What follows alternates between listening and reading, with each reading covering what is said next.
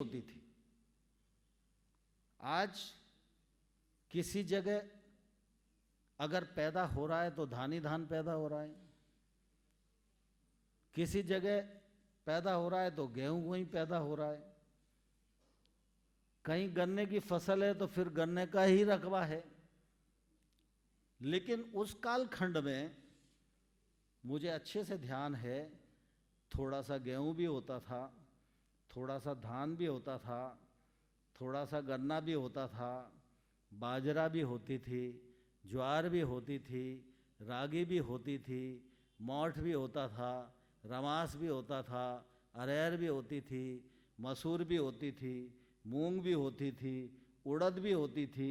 ऐसी कोई जिन्स नहीं है जो हर गांव में पैदा नहीं होती हो, क्योंकि गांव के लोगों के मन में यह था कि उड़द की भी हमें ज़रूरत है, तो जितनी ज़रूरत है कम से कम उतनी उड़द पैदा होनी चाहिए, जितनी अरहर की ज़रूरत है उतनी अरहर पैदा होना तो होनी चाहिए।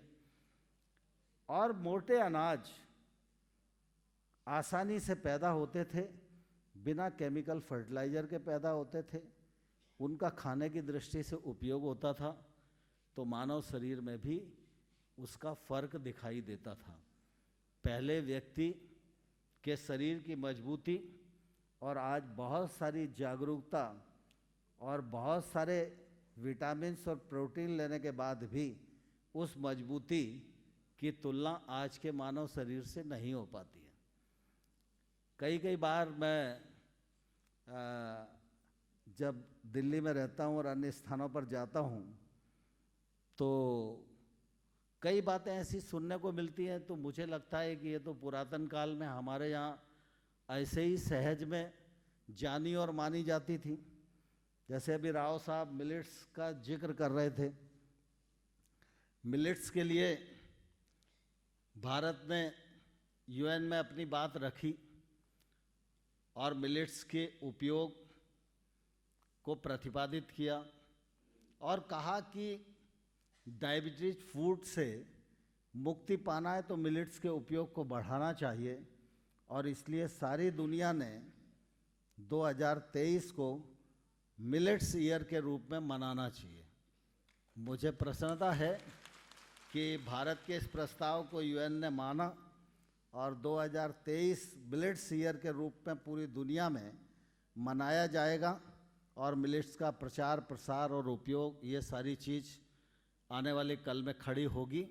भारत उसका लीडर होगा और हम लोग 2023 की तैयारी कर रहे हैं। लेकिन जब मैं सोचता हूँ कि मिलेट्स के बारे में आज इतना अवेयरनेस प्रोग्राम चलाने की ज़रूरत पड़ रही है, यह मिलेट्स जिसे हम बाजरा और ज्वार कहते हैं, यह मिलेट्स रचा बसा था। भला हमारे यहाँ जिसके पास कुछ नहीं होता था उसके पास बाजरा तो होता ही था, जिसके पास कुछ नहीं होता था उसके पास ज्वार तो होती थी, जो गरीब माना जाता था उसके पास ये सब चीज़ें होती थी। आज स्थिति ये हो गई है कि भाई 5 स्टार होटल में भी खाना खाना है तो आधी रोटी मीसी खाओ, आधी मिलेट्स के खाओ और आधा कुछ खाओ, आधा कुछ खाओ, तभी भोजन परिपूर्ण होगा। तो मैं कुल मिला के कहना यह चाहता हूँ कि हमारी संस्कृति, हमारी सांस्कृतिक, हमारी सभ्यता की विरासत और संस्कार वह एक तौर से प्रकृति के साथ तालमेल रखते हुए परिपूर्ण संस्कार थे। जैसे जैसे भौतिकता बढ़ी, प्रकृति के साथ छेड़छाड़ शुरू हुई, असंतुलन खड़ा हुआ और उसके दुष्परिणाम आज हम सब लोग को देखने को मिल रहे हैं। आज सामान्य तौर पर डायबिटीज़ की दृष्टि से हम देखें तो ध्यान में आता है कि हर तीसरा चौथा व्यक्ति डायबिटिक है। अब डायबिटीज़ के अनेक कारण होते हैं, लेकिन जब गेहूं और चावल, इन दो जिन्सों के बारे में लोगों के मन में क्या है कि शक्कर खाते हैं तो डायबिटीज बढ़ती है। खाली शक्कर नहीं है, शक्कर तो वैसे भी शरीर में होती है, संतुलित बना रहे, लेकिन गेहूं और चावल में जितनी डायबिटीज शुगर है उतना और किसी चीज़ में नहीं है। अब इसकी मात्रा बढ़ती जा रही है, बढ़ती जा रही है। दुनिया में भी बढ़ रही है, हमारे देश में भी बढ़ रही है। हर आदमी गेहूं और चावल के बिना उसका भोजन पूरा होता ही नहीं। हम अगर गेहूं की रोटी छोड़ देते हैं तो समोसा खा लेते हैं, कचौड़ी खा लेते हैं, पूड़ी खा लेते हैं। हम अगर चावल घर में खाना छोड़ देते हैं तो डोसा खा लेते हैं, इडली खा लेते हैं। अंततोगत्वा चावल तो जा ही रहा है, अंततोगत्वा गेहूं तो जा ही रहा है। और जब ये जा रहा है तो इसका दुष्परिणाम शरीर पर होना ही है। मैं ये कहूँ तो अतिशयोक्ति नहीं होना चाहिए कि धान और गेहूं दोनों एक तौर से डायबिटिक फूड हैं। जिन लोगों को डायबिटीज हो वो कभी एक हफ्ता ये संकल्प करके देखें कि मैं एक हफ्ता गेहूं और चावल इन दो के द्वारा बनी हुई कोई भी चीज़ नहीं खाऊंगा। और आप कुछ मत करो, जैसा जीवन जी रहे हो वैसा ही जीवन जियो। उसकी जगह और जो कुछ लेना है वो लो, सिर्फ गेहूं और चावल से बनी चीज़ को छोड़ दो तो आपकी डायबिटीज एक हफ्ते के अंदर बिना इंसुलिन के नीचे आ जाएगी। अब गेहूं, धान और गन्ना, जब हम जल की बात करते हैं तो यही जिनसे ऐसी हैं जो सबसे ज़्यादा ऊपर के जल को भी पिए जा रही हैं और भूजल को भी खत्म कर रही हैं। लेकिन अब इनकी खेती बड़ी आसान है। इंसान स्वभाव से स्वार्थी है। उपदेश सुनने में उसे अच्छा लगता है, हमको भी देने में अच्छा लगता है, लेकिन जब मानने की बात आती है तो उसे ऐसा लगता है कि भाई ये खेती सबसे सरल है और इकट्ठी है, गन्ने पर एमआरपी है तो रेट निश्चित है, सरकार का जो होना होगा होगा। और गेहूं और धान पर एमएसपी है, सरकार का जो होना उसे फेंकना पड़े तो फेंकेगा, लेकिन कीमत मिल जाएगी। और सीधा खेत किराए पे दे दो या बटाई पे दे दो और बढ़िया बिना देखे फसल आ जाती है। इसके कारण ये तकलीफ आज समाज में पानी की दृष्टि से भी खड़ी हो रही है, खाद्यान्न का सरप्लस होने से भी खड़ी हो रही है। अब आप देखो कि गन्ना है, गन्ने का किसान को क्या भाव मिलेगा ये निश्चित है।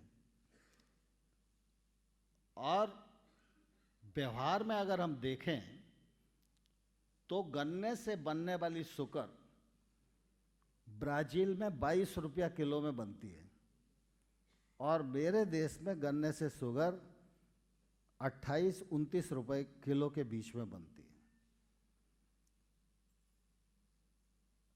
अब 28-29 रुपए किलो में जब शक्कर बनती है तो किसान का गन्ना बेचे, इसके लिए शक्कर मिल चलना चाहिए। शक्कर मिल चले इसके लिए गन्ने का उनको उपलब्धता होनी चाहिए और शक्कर मिल में बनी हुई शक्कर बेचे और वो किसान के हित में चलती रहे। इसके लिए सरकार को ही तय करना पड़ता है कि नरेंद्र सिंह जी आपको शक्कर 32 रुपया किलो खाना पड़ेगी या 31 रुपया किलो खाना पड़ेगी। मतलब कई बार खेती के मामले में भी ऐसी विडंबना हो जाती है। अब शक्कर में भी हम सरप्लस हैं, तो शक्कर में जब सरप्लस हैं तो शक्कर रखें कहाँ? तो शक्कर को एक्सपोर्ट करना चाहिए। अब दुनिया में 22 रुपए किलो में शक्कर बन रही है, हमारी 29 रुपया किलो वाली शक्कर किसी भी देश में कैसे कंपटीशन करेगी बताओ? तो हमारे पास रखने को जगह नहीं है, इसलिए एक्सपोर्ट सब्सिडी हमारे यहाँ देश में देना पड़ती है, तब वो शक्कर एक्सपोर्ट होती है। अब इसका नुकसान क्या हो रहा है? कुल मिला के किसान का तो रेट निश्चित है तो चलो ठीक है, एक कंपोनेंट ठीक हो रहा है, लेकिन पानी की मार पड़ रही है और सरकार को एक्सपोर्ट पर सब्सिडी देकर शक्कर को बेचने के लिए विवश होना पड़ रहा है। अगर ये सब्सिडी नहीं देना पड़े तो ये पैसा किसान के काम आ सकता है, ये पैसा गरीब के काम आ सकता है। लेकिन ये असंतुलन है, यह असंतुलन मानव शरीर को भी परेशान कर रहा है, यह असंतुलन सरकार को भी परेशान कर रहा है। इसी प्रकार से अगर हम देखेंगे तो धान की फसल में भी बेतहाशा पानी लगता है, उसका भी नुकसान ठीक इसी प्रकार से है।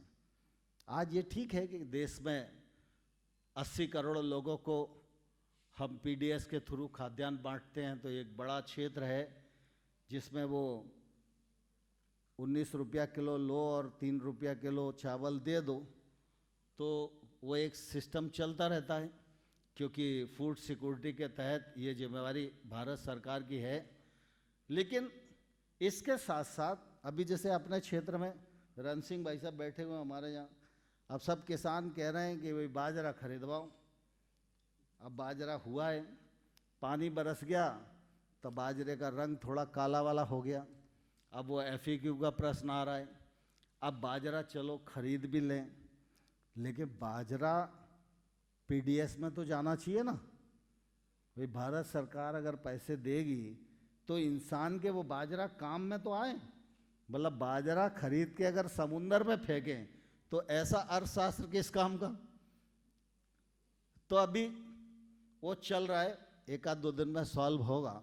तो मैं कुल मिला के कहना ये चाहता हूँ कि हर व्यक्ति को इस बात का ध्यान रखना चाहिए। श्री राजेंद्र सिंह जी, आदरणीय रण सिंह जी, आदरणीय राव साहब, देश के भिन्न भिन्न क्षेत्रों से जल की दृष्टि से काम करने वाले अनेक विद्वत और समर्पित व्यक्तित्व और उपस्थित भाइयों और बहनों, मुझे प्रसन्नता है कि जल सम्मेलन का जब भी विचार राजेंद्र सिंह जी के मन में आया होगा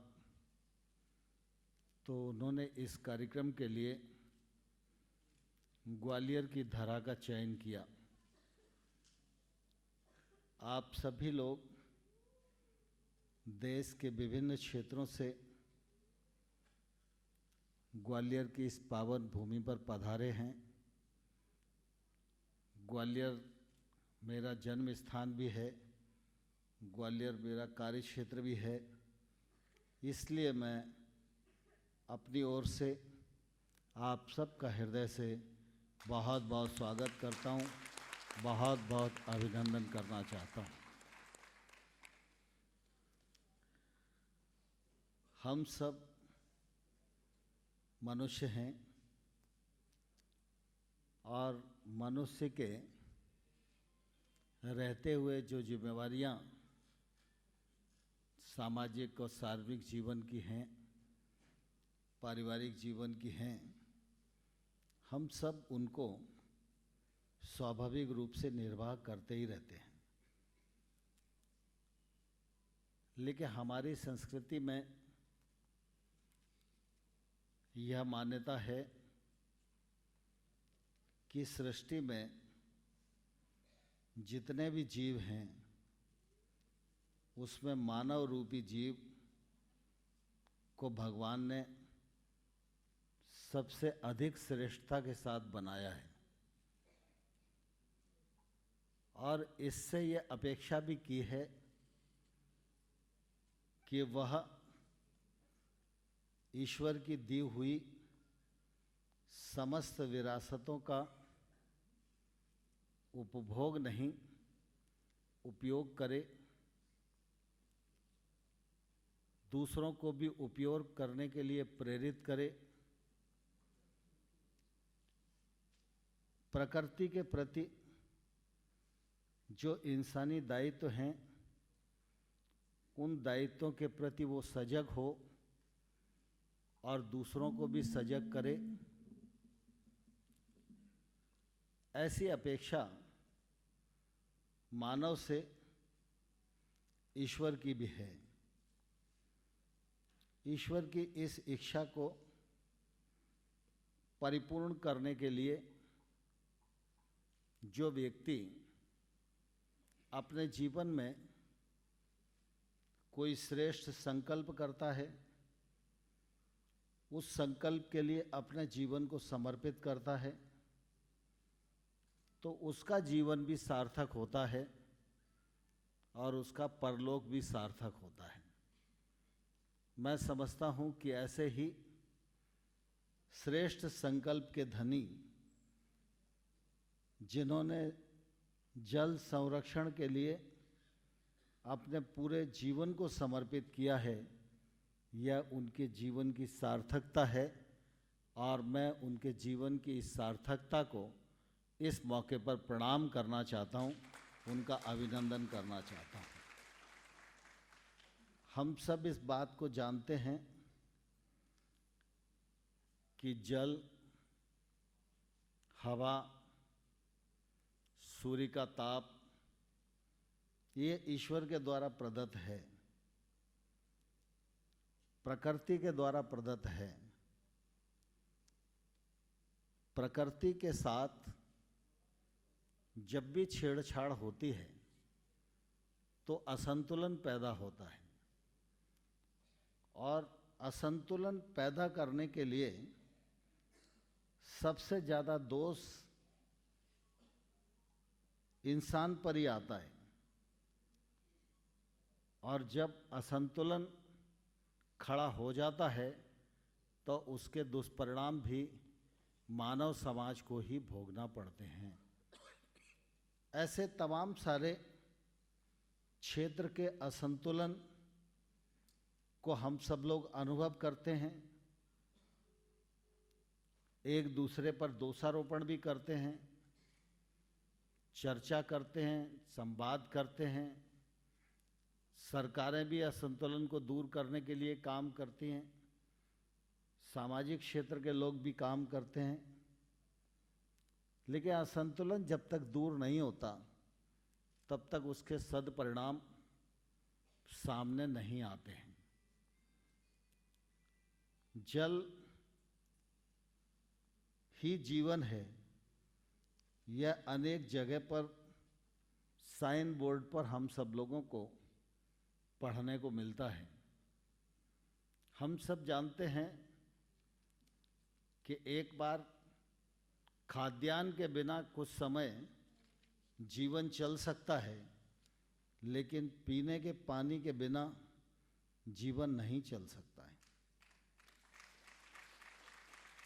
और इसलिए पानी को सहेजना यह प्रत्येक व्यक्ति की जिम्मेवारी है। इसके लिए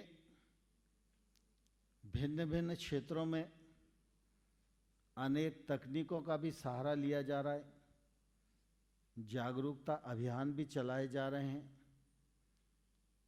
और कोशिश की जा रही है कि जल के प्रति हम सब जागरूक हों, जल की एक एक बूंद को हम ठीक प्रकार से ऐसे ही संजोएं जैसे अपने घर में दूध की बूंद को अमृत मानकर सहेजने का काम करते हैं। आज दुर्भाग्य से ऐसा संस्कार खड़ा हुआ है कि सभी लोग एक दूसरे को समझाने का प्रयत्न तो करते हैं, लेकिन स्वयं उसको जीवन में स्वीकार करने का काम नहीं करते हैं।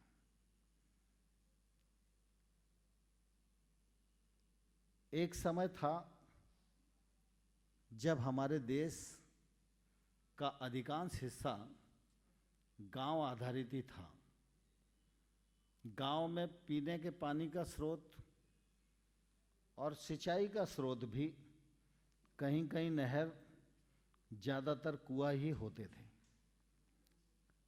कुएं से पानी भरा जाता था, किसी के घर के नज़दीक कुआं होता था, किसी के घर से थोड़ा दूर कुआं होता था। लेकिन पानी वहाँ से पर्याप्त मात्रा में लाया जाता था, जिसका उपयोग पीने के लिए भी होता था और परिवार के निस्तार के लिए भी होता था। गांव में कच्चे घर होते थे। पुरुष सामान्य तौर पर नहाने धोने का काम घर से बाहर या कुआं पे ही किया करते थे, लेकिन घर में पानी के उपयोग ज़्यादातर महिलाओं और बच्चों के द्वारा होता था।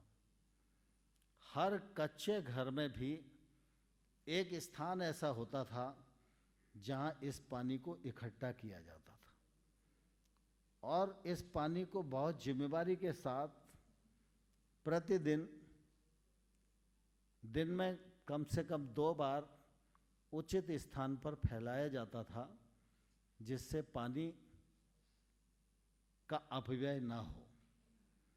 कुओं पर भी पानी का अपव्यय न हो, इस बात की चिंता की जाती थी।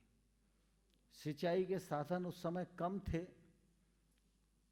और उतनी जागरूकता नहीं थी, लेकिन चूंकि उस समय बिजली की उपलब्धता नहीं थी, तकनीक की दृष्टि से देसी तकनीक रेंट से ही खेत में पानी लगाया जाए ऐसी होती थी, तो कठिन काम भी होता था, अधिक समय लगता था, कम रकबा सिंचित होता था।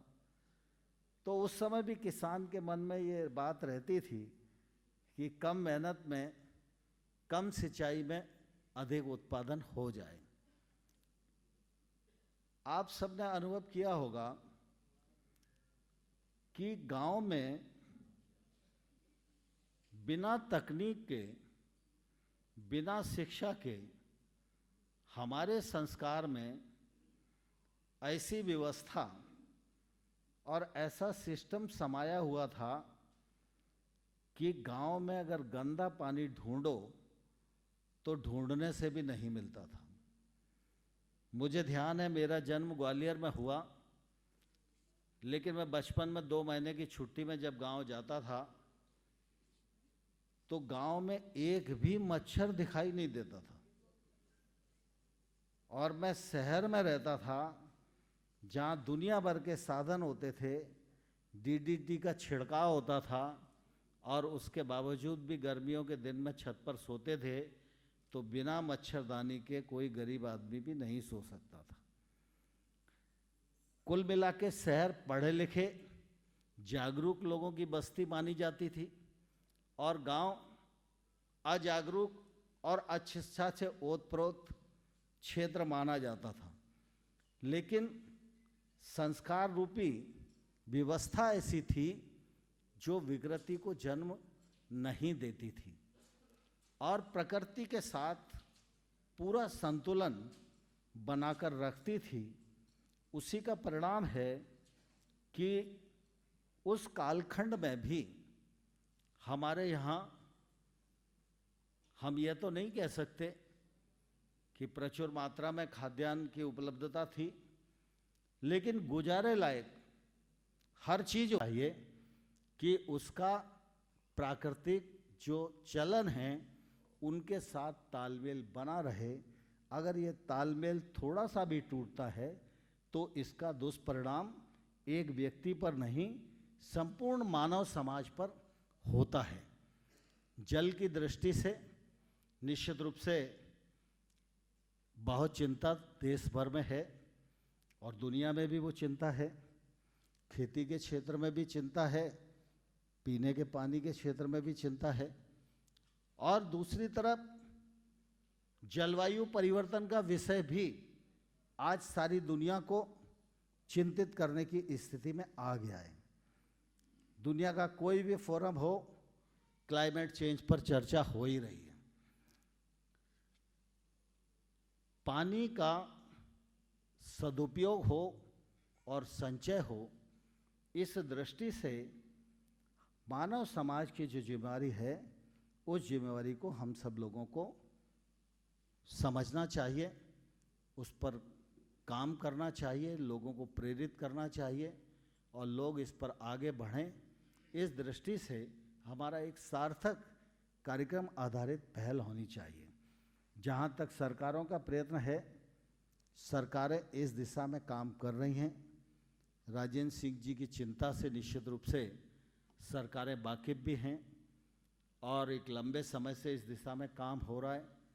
मुझे ध्यान है, एक बार जब मैं मध्य प्रदेश सरकार में मंत्री था, ग्रामीण विकास था, तो मैंने उस समय सूखा पड़ा था तो जलाभिषेक कार्यक्रम शुरू किया था। उसमें राजेंद्र सिंह जी को मैंने आग्रह किया था कि वो उस कार्यक्रम में आएं और मुझे ध्यान है कि उस कार्यक्रम के अंतर्गत हजारों जल संरचनाएं इस मध्य प्रदेश की धरती पर बनी।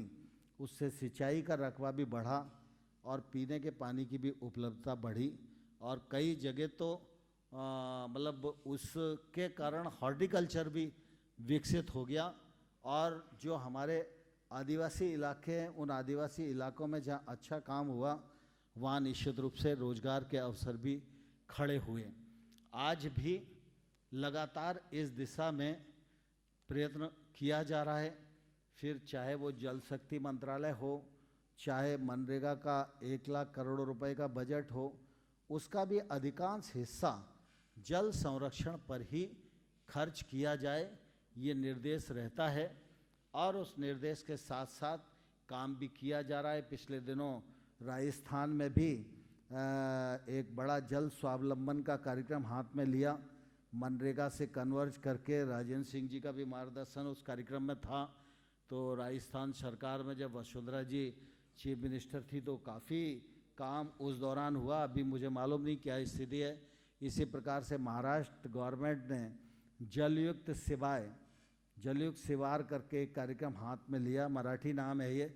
जल संरक्षण की दृष्टि से उन लोगों ने भी मनरेगा से कन्वर्ज करके एक बड़ा काम महाराष्ट्र की धरती पर किया।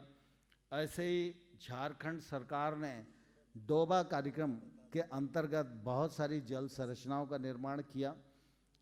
सूक्ष्म सिंचाई की ओर लोग जाएं, इस दिशा में भी सरकार का सदप्रयत्न है और सरकार योजनाओं के माध्यम से, सब्सिडी के माध्यम से भी नीचे तक जा रही है और बड़ी खेती के अंतर्गत लाने का प्रयास किया जा रहा है।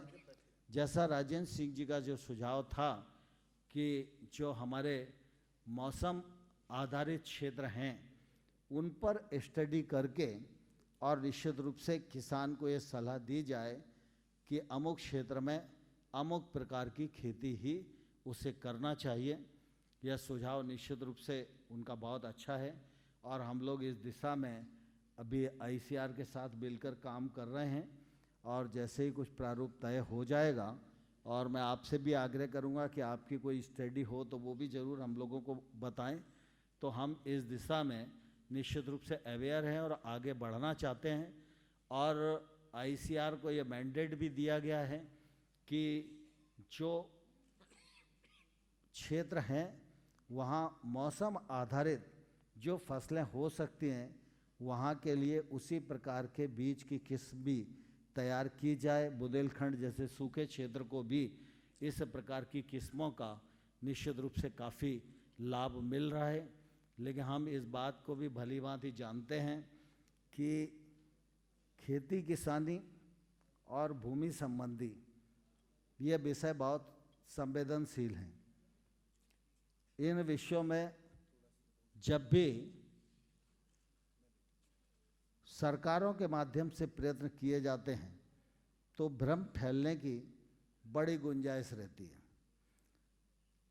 जब भी अच्छाई प्रविष्ट करती है तो बहुत सारे ऐसे लोग भी रहते हैं जो मौलिक अधिकारों की बात करके किसी अच्छे मिशन को भी रोकने का प्रयत्न करते हैं।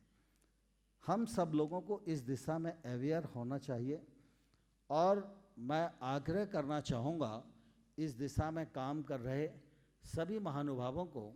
राजेंद्र सिंह जी के नेतृत्व में देश भर में तमाम समर्पित कार्यकर्ता काम करते हैं, वो किसानों को इस दिशा में अवेयर करें और जो इस दिशा में किसान आएगा सरकार उसको प्राथमिकता दे, उसका संरक्षण करे, उसकी मदद करे। यह निश्चित रूप से हम लोग सुनिश्चित करेंगे। कल मैं रात में पंजाब के लोगों के साथ बैठा था तो मैंने उनको बाद में कहा, मैंने कहा सवाल कानून का नहीं है,